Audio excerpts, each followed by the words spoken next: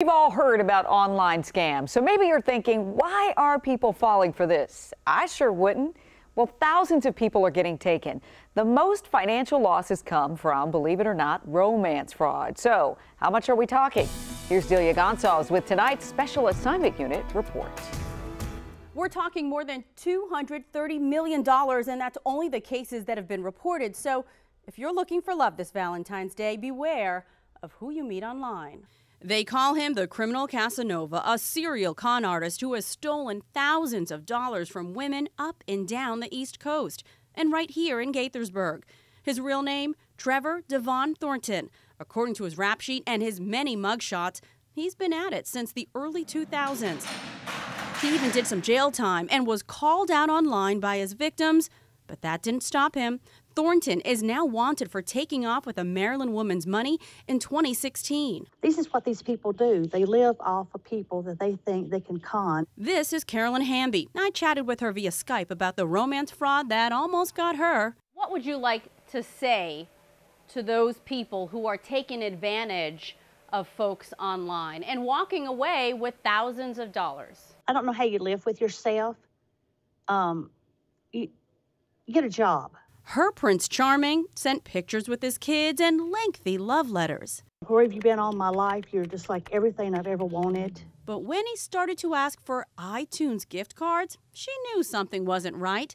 You see, the Federal Trade Commission has seen a spike in iTunes cards being used for fraud. Here's how it works.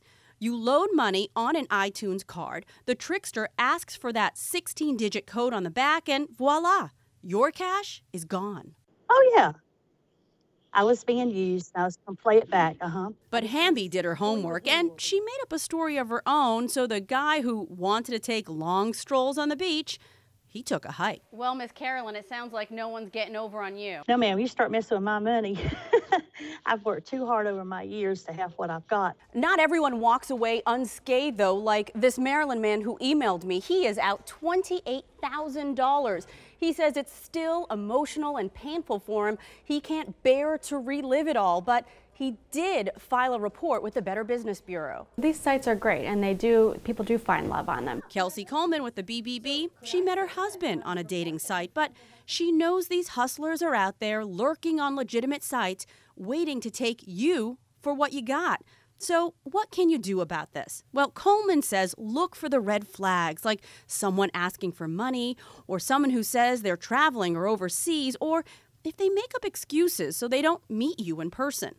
An individual who is scamming people, it's really hard to pinpoint. Protecting yourself online means a little detective work. Search their names, even profile pictures, because you never know, your one true love could be that criminal Casanova breaking hearts and breaking banks all over the internet. This is such a huge problem. The Federal Trade Commission came down hard on Western Union. Get this, they have to pay back $586 million to all the folks who've been taken by these online crooks because the FTC says Western Union knew about these money laundering tricks all along. Delia Gonzalez, WUSA 9. You see the word wire and some money, go in the opposite direction. If you've been a victim of a romance scam, report it to the FBI and you might be able to get your money back.